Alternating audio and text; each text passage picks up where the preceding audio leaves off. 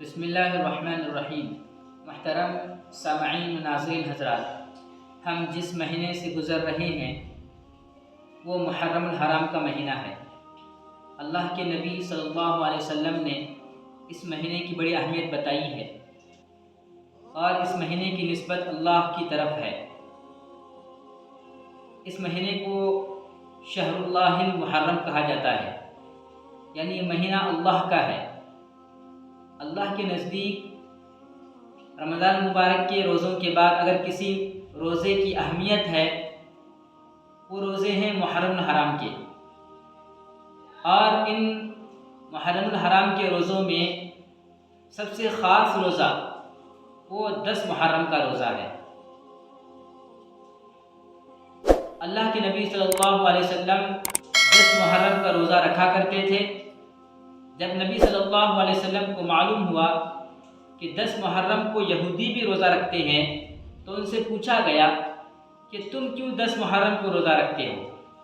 تو یہودیوں نے کہا کہ 10 محرم کو اللہ تعالیٰ نے فرعون کے لشکر اور فرعون کے ظلم سے ان یہودیوں کو نجات دی تھی اور فرعون کو غرق کیا تھا، تو ہم اس شکرانے کے طور پر 10 محرم کو روزہ رکھتے ہیں۔ تو اللہ کے نبی صلی اللہ علیہ وسلم نے فرمایا کہ ہم مسلمان اس بات کی زیادہ مستحق ہیں کہ ہم 10 محرم کا روزہ رکھیں۔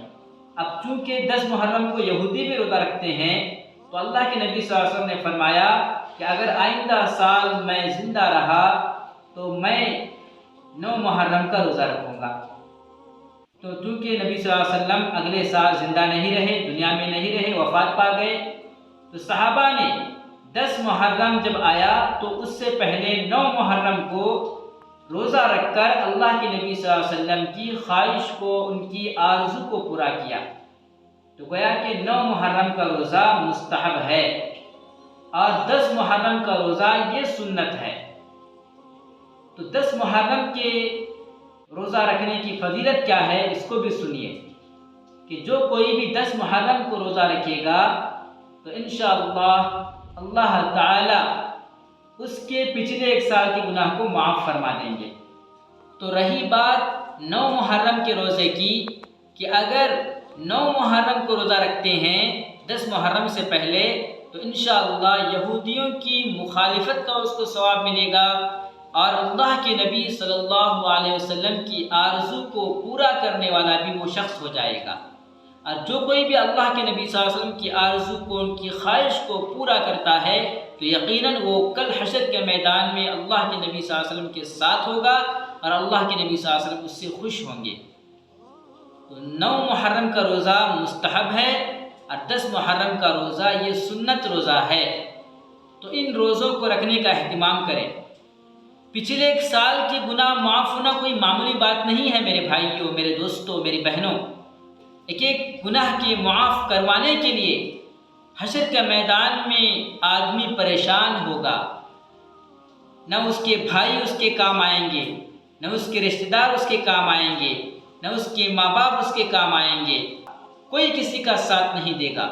تو لہٰذا ایسے موقع پر اگر ہمارے 1 سال کے گناہ معاف ہوتے ہیں تو کتنی بڑی ہمارے لیے کامیابی کی بات ہے، فائدے کی بات ہے۔ تو جہاں پر ایک گناہ معاف کروانا مشکل ہوگا تو اللہ تعالیٰ ہمیں صرف 1 روزہ 10 محرم کا روزہ رکھنے کی وجہ سے ہمارے پچھلے 1 سال کے گناہ معاف فرما رہے ہیں۔ تو میں اللہ تعالیٰ سے دعا کرتا ہوں کہ اللہ تعالیٰ مجھے بھی اور آپ کو بھی ان روزوں کا اہتمام کرنے کی توفیق عطا فرمائے کہ ہم 9 محرم اور 10 محرم کا روزہ رکھیں یا 10 محرم اور 11 محرم کا روزہ رکھیں۔ اللہ تعالیٰ مجھے بھی اور آپ کو بھی کہنے اور سننے سے زیادہ عمل کرنے کی توفیق عطا فرمائے، آمین۔ ویڈیو کے نیچے سبسکرائب کے بٹن پہ کلک کریں، بیل کے آئیکن پہ کلک کیجیے تاکہ ہر نئی ویڈیو کی نوٹیفیکیشن آپ کو مل جائے۔